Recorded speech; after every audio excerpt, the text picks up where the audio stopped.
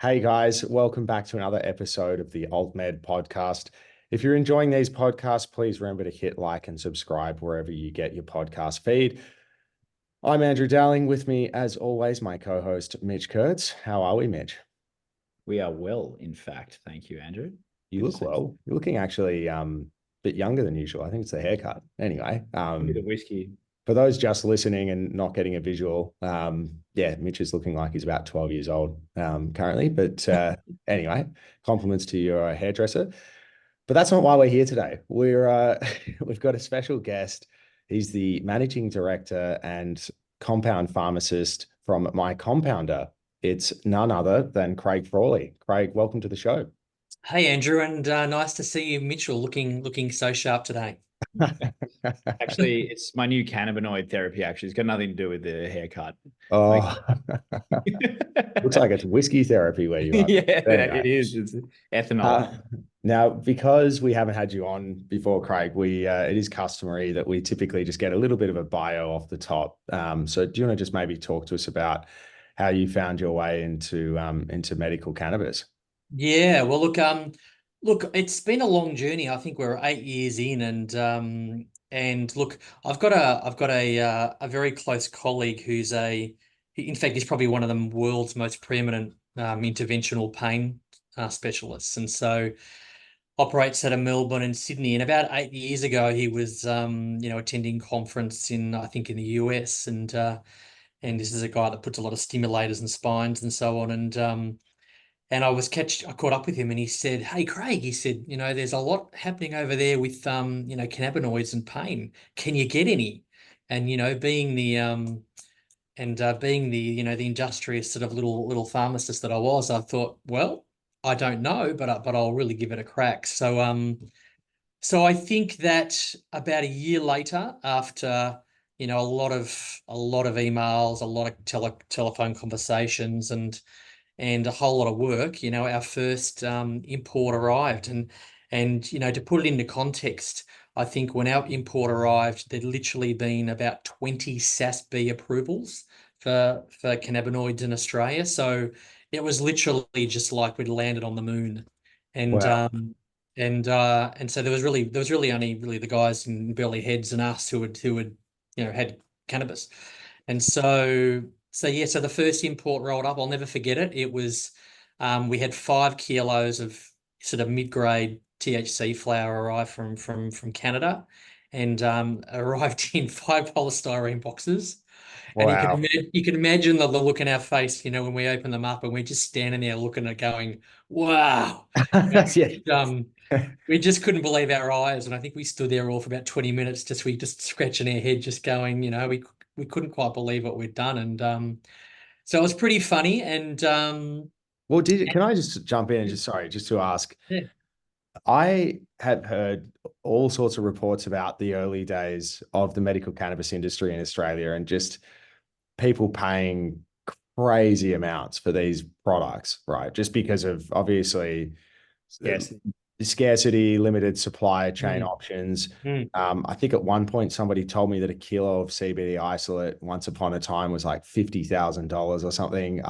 Can you verify that the prices were that crazy? Or is it true? Yeah, look. There's no doubt early days, some of the APIs and some of the flowers were a lot more expensive than they are now. So there's no question that things have come down, and we've got a lot more choice now. And and look, we imported to start with because there was nothing there was no local industry, there Yeah, was of course. no distributors, there was no wholesalers, there was nothing. So we went through all of that effort to get that product in. And look, early days we made a whole lot of mistakes because you can imagine that once you've got it, so that flour we were decarbing, we were turning into API, we're having to send it off for analysis. And then once we had it, we were like, well, what dose do we dose? And so it's not like now where there's a generally good understanding of different dosages and titrations and regimes for different conditions. Like we had nothing. And Yeah.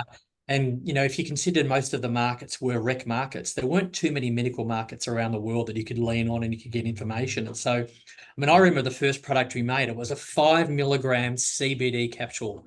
And like we were, and I remember when we got the first prescriptions through from from a few pain specialists, and we were all crapping our dacks over 5 milligram of CBD. And but it was new, and we Yeah, and yeah. and we really had no idea. And but it didn't take long to realize a 5 milligram of CBD didn't really do too much. And so we went on a pathway then of onboarding a lot more patients and understanding the titrations a lot better. And of course, the rest is history in terms of what's been evolving in the marketplace. So yeah, a very interesting start. It's always so funny to me, pharmacists, especially compounders, who are dealing with, fentanyl and kind of ketamine and like serious freaking drugs. And all of them have the same reaction the first time they do it. They're like, whoa, like, is this actually legal? Like, they still can't get it through their heads. Yeah, Because yeah. And it's exactly the same now with psychedelics. We've seen, it's been no shortage of press and commentary around, obviously the change in psychedelics and scheduling in some instances for Schedule 9 to Schedule 8. So, I mean, we've got MDMA in our safes, we've got psilocybin in our safes, we're about to have methadone in our safes. So, we've got all these clinical trials happening, and because it's an emerging part of medicine now, and so it's almost like cannabinoids again. And yeah, so although none of them quite have that smell. no, no, they don't. Which is part of, I think it's actually part of it when you get that kind of sensory experience beyond just the physical, the visual. I think it does add something, when you just get that. It's so obvious that you've got cannabis on board, where you wouldn't have a clue with many of the powders and potions that you keep in the office, I imagine. Yes, yes. Look, it's a smell that you don't forget, and Yeah. so I think something that all parents should learn, so that when their children walk in, they can smell their collars and know what's going on. Yeah, exactly. No, Yeah. so talk to us about, I mean, that we've got a sense of the early days. You would have had a trickle of scripts coming in, but Mm. how times have changed in the matter of a few years. How is the pharmacy looking these days? Look, there's a lot more choice. There's a lot more requirement from different, practitioners and clinics for, bespoke formulations. I think there's a lot more understanding now of, the benefits of really some of the secondary cannabinoids, and certainly in combination with with some of the terpenes. And so it's evolving in terms of what people are looking for. And look, I think for your listeners, Australia is a very unique market and it's really only because of this THC driving thing. Now, if you go to any of the other sort of mature markets, globally, the THC driving thing isn't an issue. So we would have early days utilized a lot more THC in low dose for a lot more medical conditions. But because of the issues here with driving, it's really made us a CBD centric market to start with.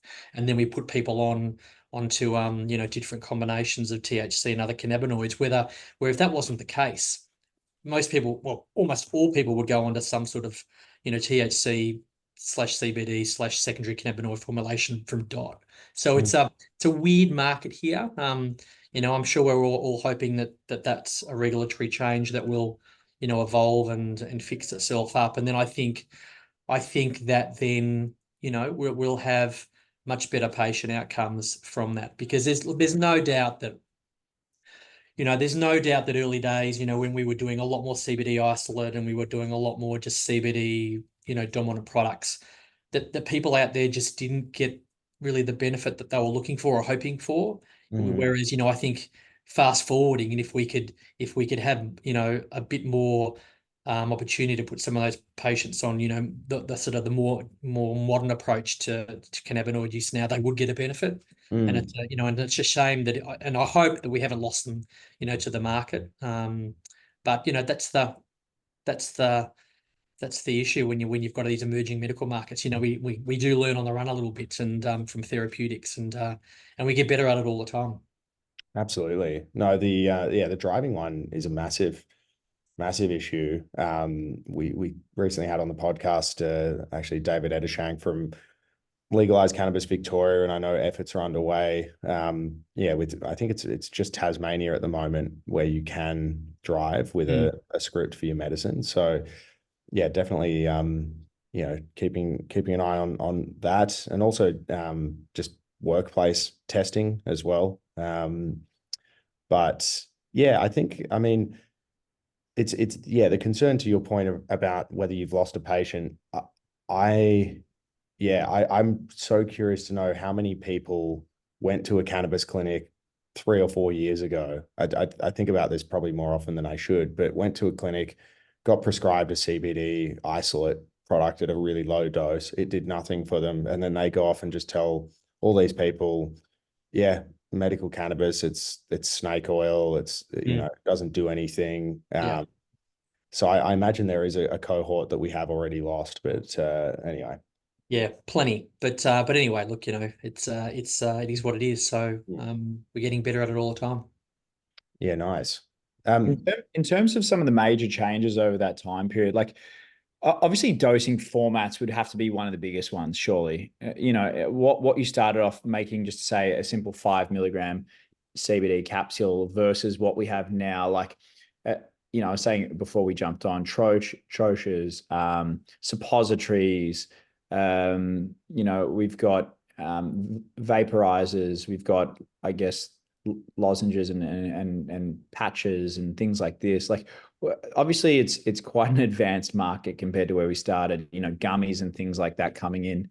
What are your thoughts on just, where it is now and possibly where it's even going from here? Yeah, well, I think a good question. So I think that, it's great to have, for consumers and prescribers to have choice. I think that, the pharmacokinetics of cannabinoids have tended to typically lean themselves towards, twice daily dosage. But, I think that, we've tended to get a bit of better understanding of what patients need in terms of their cannabinoids and how often they need to have it and when they need to have it. And oils have their benefits and disadvantages. It's for a lot of people, having an oil a dose morning and night is easy enough because they can do it at home. But if you're on the go or you're at work or whatever, that's not always so easy. So, likewise, if they're using flour and they're vaporizing, that's easy in some instances and not so easy in other instances. So I think the more we've got different dose forms so that patients can have the right cannabinoid type of product, where they are and when they need it, I think that's a good thing. So it might very well evolve where people have got, baseline products that they use, but they've also got, PRN products that they can add to their regime. And I think that, given how many people, really I'm sure we all mutually are aware of that, whether they've got chronic pain or they've got, anxiety, depression, PTSD, insomnia, all of these sort of things where, sometimes they just need to treat themselves. The more dose forms we've got that are available, the better. So that's, it's a good thing. Yeah, totally. Well, I want to pivot for a moment because I just want to talk with you and get your perspective around the changes that came in July last year around GMP.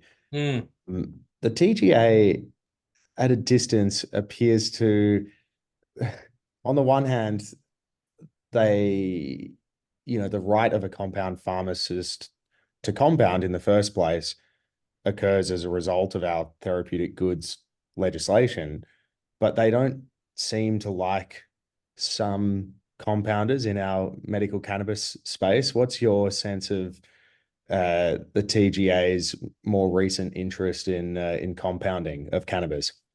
Well, look, personally, I've never had any particular issues. And look, maybe that's because we were quite involved very early on. I Yeah. mean, we've got very significant licensing through our businesses. So, and we've been right across it since dot. So, Yeah. I can't speak for other compounders, but, I think that, it's like anything. I think if you're across it and you're aware of it and you do try to cross the T's and dot the I's, then hopefully it's not much of a problem. But, look, I think that, anything that, helps to create more, options and accessibility for patients is a good thing. And I think that's everybody's always prime consideration, whether you're a prescriber, whether you're a pharmacist, whether you're TGA. It's all about safe, timely access to medicines. And so I think if we can all manage to do that, then that's a good thing. It's certainly like I see compounding pharmacists as just being integral to our health system, and I actually like the fact that compounding pharmacies or pharmacists rather are perhaps less constrained than, say sponsors of registered medicines, just in terms of I think that you guys need that freedom and latitude to be able to, to work with more novel and unusual products and dosage forms.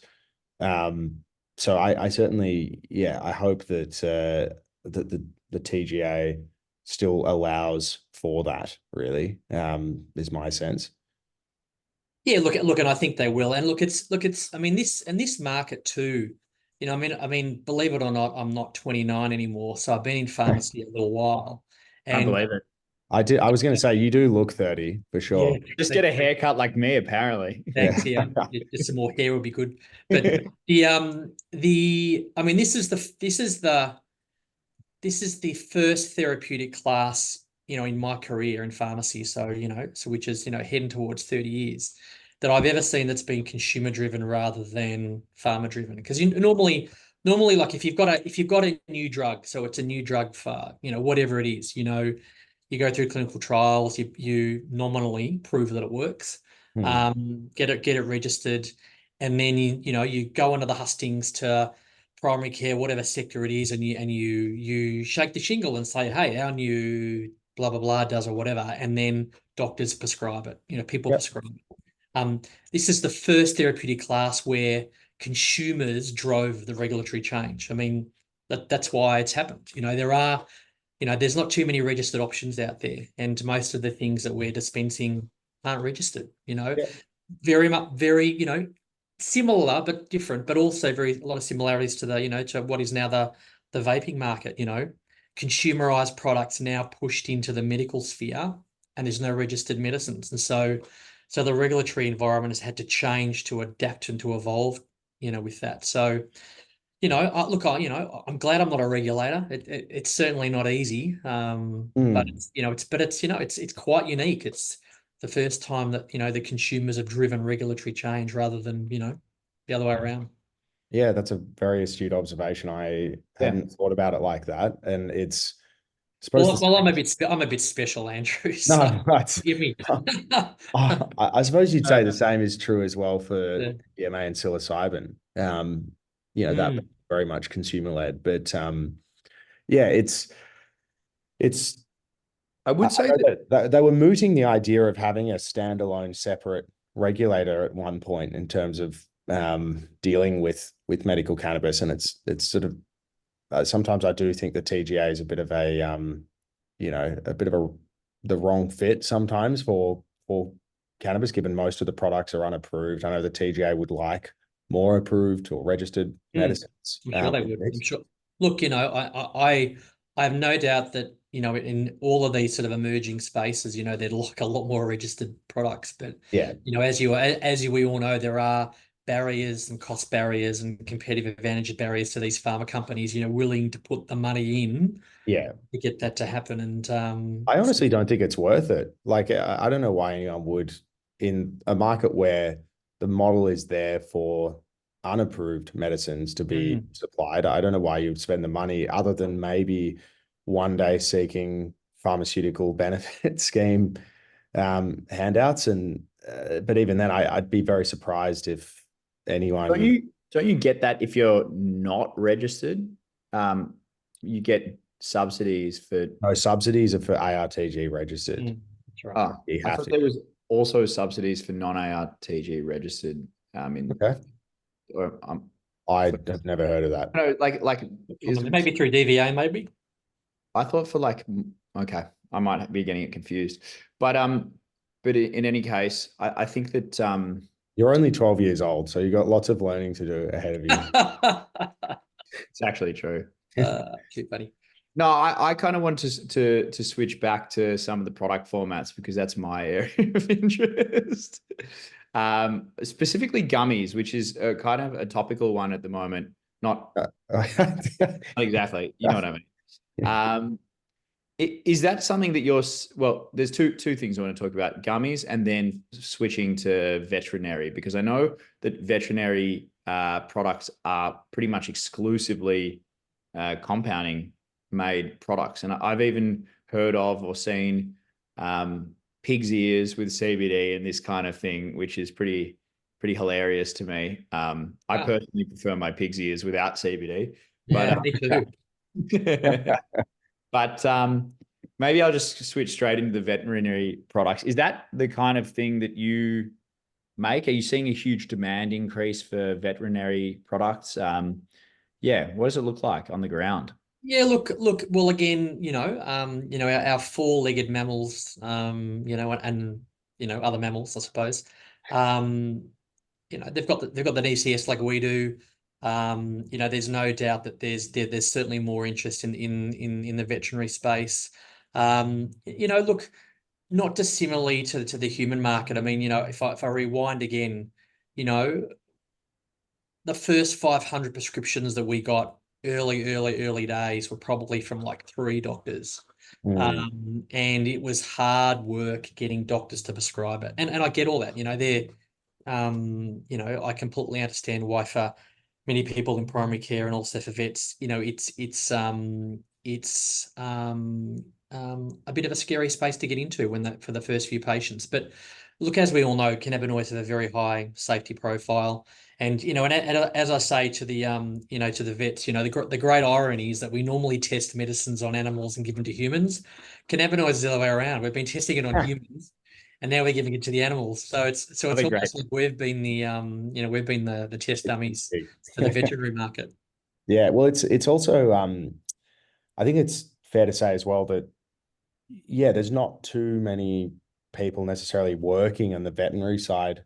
I know there was a listed company in the space and a few other companies that have emerged, but yeah, it's got a completely different regulator. Sorry, now, Mitch, I'm jumping back to regulation because that's my special area of interest. But for anyone interested, the Australian Pesticides and Veterinary Medicines Authority, otherwise known as the APVMA, I think only published guidance on vets prescribing CBD in about August last year on its website. And that followed, a good 3 years plus where this prescribing had been happening, but with no real voice at all from the regulator about what it thought were the rules. And so I think it's just evolving at a slower pace. And there's probably, to your point, maybe 3 vets who would be prescribed, who would be giving you your first 500 scripts, say. But I think it will pick up. But I think what I find fascinating about this is it's CBD. It just has such a there is a prevalent veterinary market in other jurisdictions, obviously in the US and others. So yet there seems to be a lot of caution being shown by vets in the space. And I'm sort of thinking, look, it's not going to be harmful to a pet. So you could give it a go, but they seem to be super, super cautious. Look, they are, and as frustrating that may be, I completely understand why. They're any practitioner, vet, medical specialist, whatever, has always got their patient's best interest at heart. So, I get that it sometimes takes a few colleagues to say, hey, look, I've done this and it was great, and then of course that's what's happened that's what's happened, in the human, category in Australia. And look, even just talking to some of our colleagues, over in Canada, which is a very mature market because they've got a very mature rec market and a very mature medical market. It's still less than 8% of primary care physicians so GPs in Canada have prescribed cannabis. So less than 8% in a very mature market. And so I certainly do get that in the cut and thrust of those, of their very busy days. Sometimes these newer emerging things are it's all a bit too hard, and and they'll refer off, and that's fine. So look, we'll get there. We'll get there. I'm pretty sure. Yeah, interesting. Did Yeah. you jump back to dosage and forms and what? Will you allow me, or will you just take it straight back to regulations? I just had a couple of points that I wanted to discuss regarding the Therapeutic Goods Act, but I'm happy to park that for now. Well, one thing that's interesting that you talked about earlier, Craig, that we don't hear about very often, even with compounders, is doing what it sounds like is your own in-house distillation. That is curious to me because normally we decarb. Because you can't always get the type of API you're looking for solid dose forms. So, you can imagine that anything in a liquid can't go into a solid. And so sometimes you've got to be able to, produce, buy the material that we need. If we like it for a particular reason, decarboxylate it, send it off for testing, establish our profile in terms of, primary, secondary ingredients and so on, and then utilize that for specific people. So yeah, so we've been decarbing for a while. It's always a very, very popular time of the week when people can come and sit outside the lab and smell it being decarbed.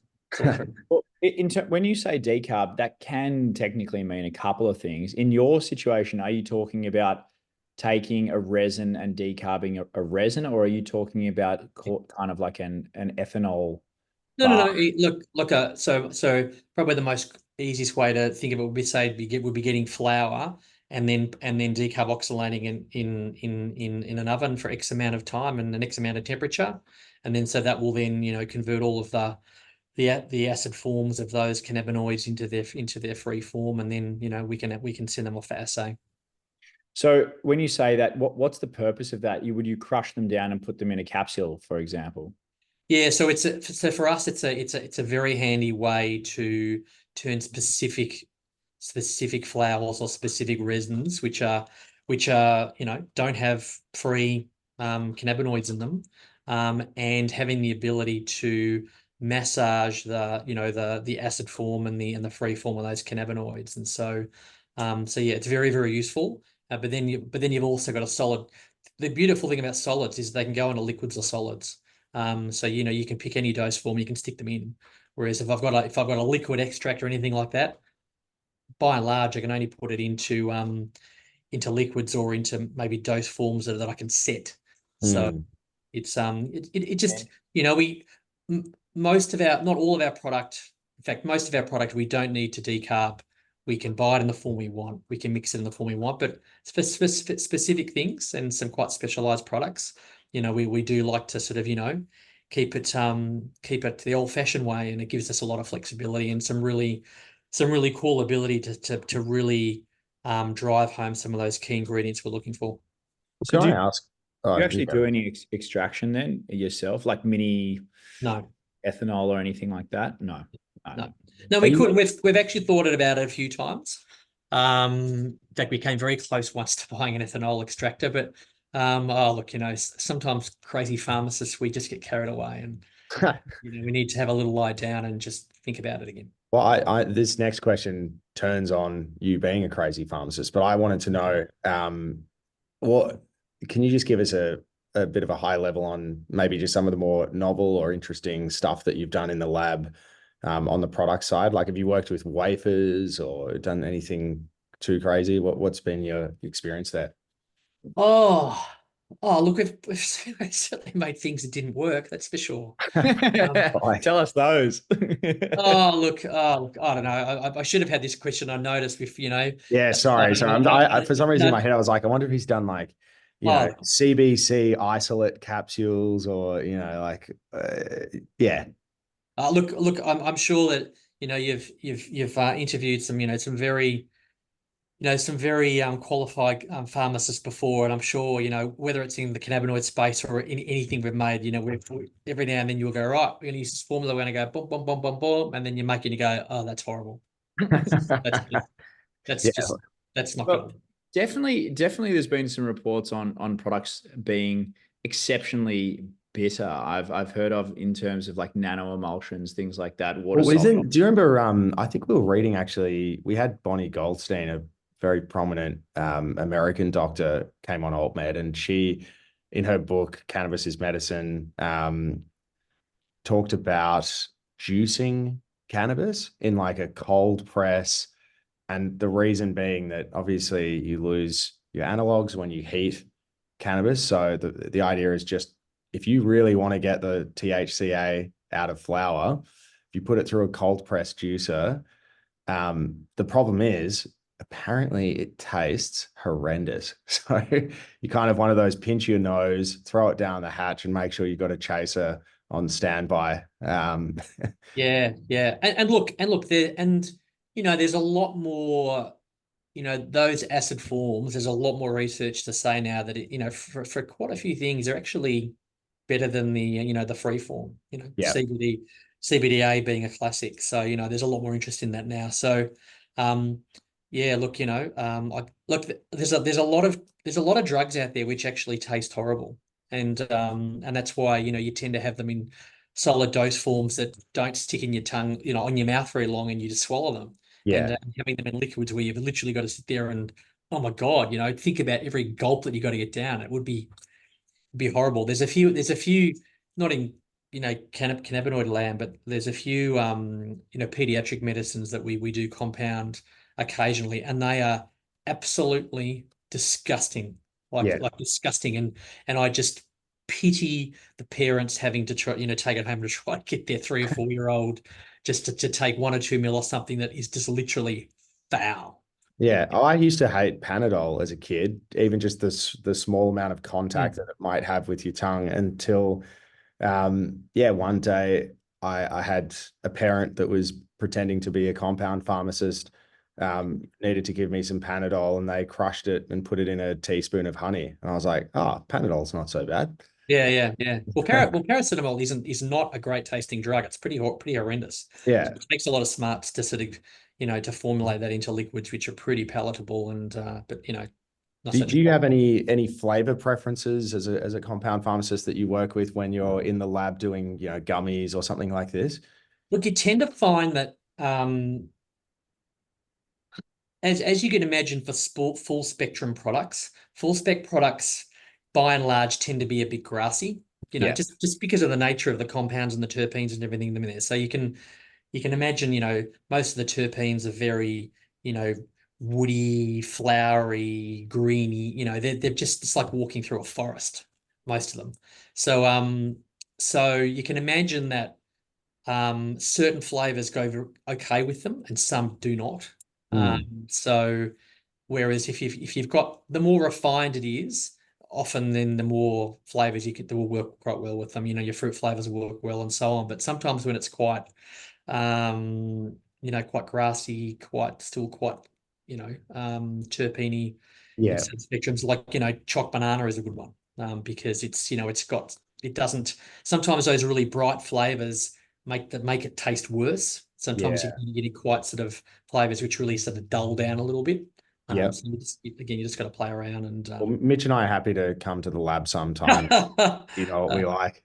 yeah, no problem. Do my best. Oldest joke in the book there, mate. Come on, we're better than that. Are we though? Not really.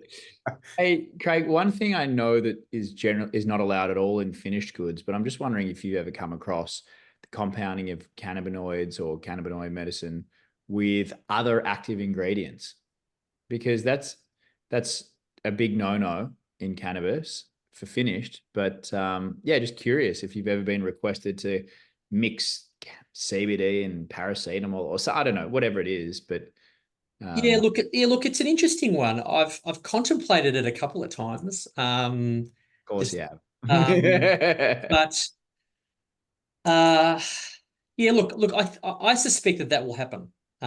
So I suspect that, as we again start, really digging deep into, getting the therapeutics of different cannabinoids right, and where there's other, we can call them secondary products, compounds, drugs, whatever we want, and we can formulate those together. Well, why wouldn't we? And again, if you can take one of something rather than taking two or three of something, and it helps patient compliance and adherence, well, there's a case for it. So yeah, I absolutely think it will happen, and wouldn't be surprised. You haven't done it to date, just for clarity. Actually, we did early day. We had for a while there, we combined CBD with another secondary cannabinoid called PA, palmitoyl ethanolamide.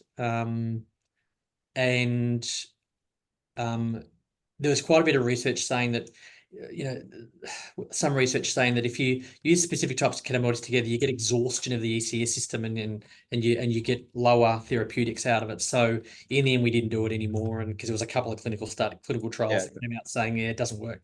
So we stopped doing it. But it's one of those things. Some pharmacists got together with some doctors, and we thought, this is probably worth it as a combination, but it really didn't seem to make really any difference. And so it added cost. It didn't add any increased benefits. So there was really no point in doing it. But we're getting again, we're getting smarter at some of these secondary products in terms of their benefit. And I think that's going to become also more important as we I think one of the areas of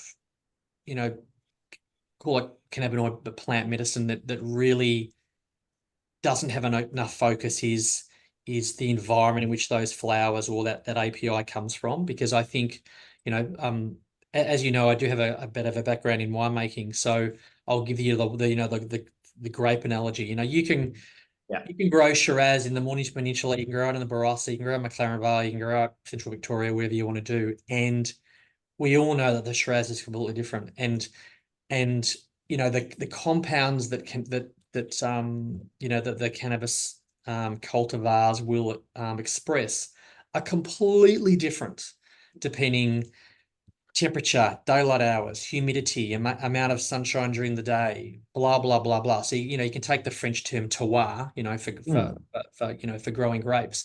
It's exactly the same as cultivars. And so I know that some people like to talk about the genetics and the strain. Fine, but if I grow it in Mildura versus on the Mornington Peninsula, I guarantee you it's a completely different profile. Yeah. So, and of course, any people in the rec market will know that, sometimes they go in and I get, strawberry bubble, and it's a great batch. And the next batch, it's no good. Yeah. Well, we know why it's no good, because it was grown differently. And so I think that, where hopefully big pharma and medical research will start focusing back on is genuinely GMP grown cultivars.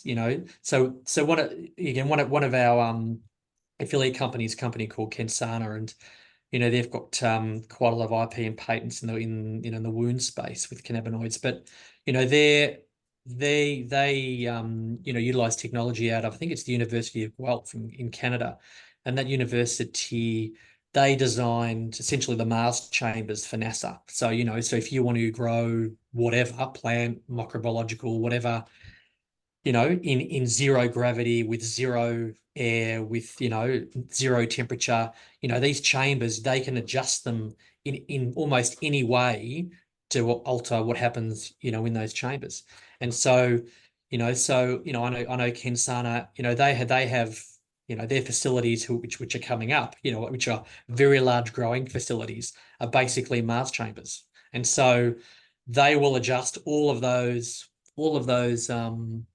variables exactly the same every batch, so that every batch of flower, every extract is exactly the same within 5% tolerance, which is typical pharma tolerance. So I think that's going to be really cool, because then I think maybe there's going to be ways in that pharma can then get IP and around, around their cultivars and the strains, but we need that. Mm. One of when one of Kinsana's science officers, guy by the name of Didi Miri out of Israel. So he's a very, very smart man, amazing guy, and they've got some pretty cool IP around specific cannabinoid mixes and what they do, for example, to specific gene mutations for cancers. And there are specific cannabinoids that will only be expressed by certain cultivars in very specific temperatures. So there's one that I know of that it almost requires alpine temperature, so a lot of light but very low temperature to express those cannabinoids. If you just grow it in a room temperature, none. There's zero. Wow. So I think, that's the really cool stuff. I think that's where, we've got a while to go, and there's investment that's required. But that's where, we all know that there's, hundreds of cannabinoids, flavonoids, terpenes. We know that there's lots there, but once we start figuring out the matrix, that's the exciting point. That's the one that I'm really looking forward to. Well, the nature nurture thing, I mean, it's the same with humans, and Andrew can probably speak to this, being an identical twin, but there's been studies in the past where they grow up in different locations, and you've got this inherent similarity and obviously learned difference. And we see that, and this is the same, your wine analogy was apt. So even if you have the same grapes in the same location, you still get years that were good just based on the weather of that season, right? And I think you can see the same thing in, say, coffee, where you get great beans and a shit barista and the coffee's terrible, and vice versa. But when you get them both right, it's fantastic. And if you get them both wrong, well, we don't want to talk about that. But you know what I mean? There's kind of this nature nurture element, which is call it growing conditions, but extending to curing or extraction if you do that, and how you extract it, and keeping volatile compounds intact throughout the process, things like that. Whether you can use CO2, ethanol in that market, or range of butane, all sorts of stuff. So yeah, I totally subscribe to that, and it makes complete sense. So actually, there was no question there. That was just me agreeing. Oh, thank God for that. Yeah, no, I also agree. I just want to before we wrap up, I wanted to ask you about this. I guess, given the rules around compounding, it seems like compounding is the perfect vehicle for people wishing to, put a product in the market, like a flower, just to have people, a small group, try it before they then commit to, basically releasing that as a product line, as finished good. Are you seeing much of that practice? Because that's something I've started to see across the industry of late, and I just wanted to get your thoughts on that. Yeah, look, we're just starting to see that, definitely. And and again, I think it just comes back to the fact that companies are starting to invest very heavily, in the science around the cultivars, and try to get some consistency in terms of what they look like once the cropping occurs, and and that's a good thing, because I think that as pharmacists, we like medicine, and medicine's is the drug that you're hoping to get in the dose that you're hoping to get in the right form, and so on and so forth. So I think if we can move away, hopefully, as all this evolves, as we understand the matrix a bit better, and as we and again, whether we're going through this period of much smarter use of flour to get a better outcome. Okay, I completely understand that. And then we've got to start then figuring out, what exactly are the compounds? And I think that'll be the next phase. And that's 20 years away. I mean, it's gonna take time, a lot of money.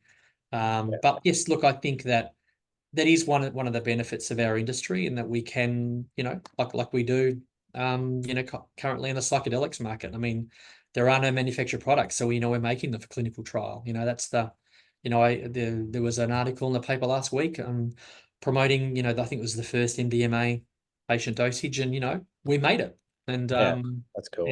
which is kind of cool. But it's if it's a stepping stone for wider therapeutics and listed medicines, and again coming back just to good patient access and safe medicine use, that's a great thing. Yeah, absolutely. Well, Mitch, any final questions from you, or are we gonna let Craig get back to his lab?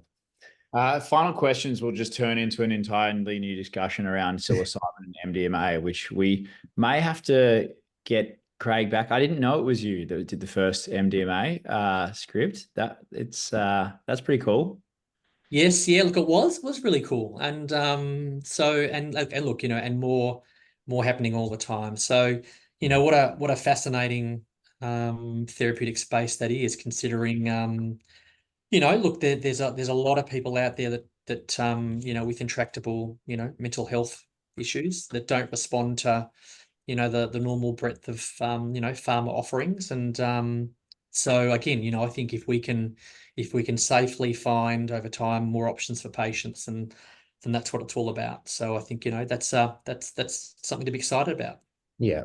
That's such a nice cap off to the conversation, but I do have one more question now. What was, I'm actually so curious because MDMA, not really a field I know heaps about, only a little bit from what Well, I've. you participated in a few studies back in the day, I'm told, Yeah. but Sorry, you're breaking up. You're breaking up. I'm dosing you. No.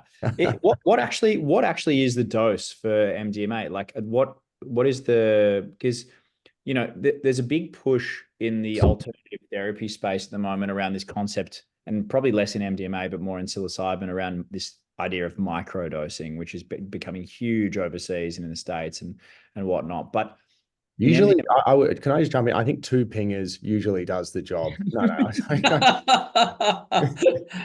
Yeah, is and that some what you single told malt. Yeah. Yeah.